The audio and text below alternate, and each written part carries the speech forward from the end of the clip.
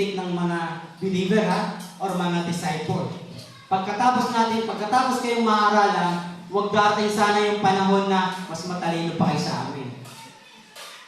Yan yung kalimitang problema sa mga tao. Pagkatapos mo maturuan ng karate, kinalabang ka na. Nakipagkakatehan na sa'yo.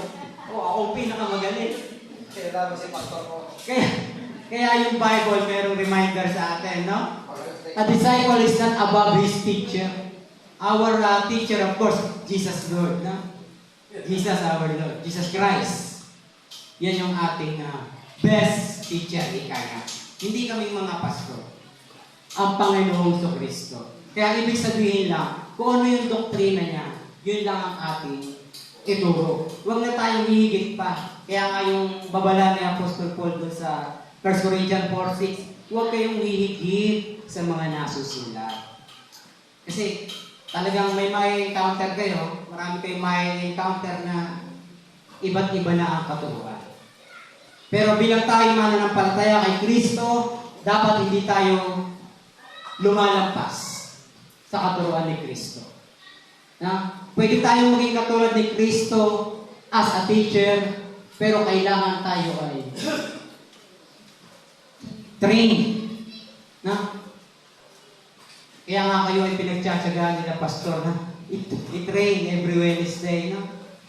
Hindi yun para sa wala lang. Hindi yun para sa kung ano man. Yun ay para sa inyo talaga. Para kayo ay maging teacher din sa mga darating na panahon. Sa mga darating na araw. Yun yung purpose noon. Kaya nga this coming Wednesday, please. Kasi pupunta ako. Magkakaroon tayo ng indoctrination session. Magdala kayo. Kahit si May, bahala niya kung sino madala niya. So actually, every Wednesday, Thursday. Kasi schedule ni Pastor Wednesday, ako Thursday. Oh, sige. Mas maganda yun. Kasi Wednesday ng gabi, dala ni Ate Lani Sise. Thursday ng gabi, dala niya si Unyo. Diba? Meron pang isa. Susunod pa. Sa linggo, dala niya na yung tatlo. Amen. Diba? Kasi bakit? Sinabi ni Ate Lani dun eh. Ito pala naman yung kanilang ginagawa doon. Ito pala yung kanilang sinasampalatayanan. Ito pala yung mga nakasulat sa Biblia na hindi dapat tayo hihigit at hindi dapat tayo magkukulang. Kung ano yung nakasulat, yun lang ang ating gawin. Diba? Yun ang sabi. Huwag tayong hihigit sa mga nasusulat. 1 Corinthians chapter 4 verse 6, no? Huwag tayong hihigit sa nasusulat.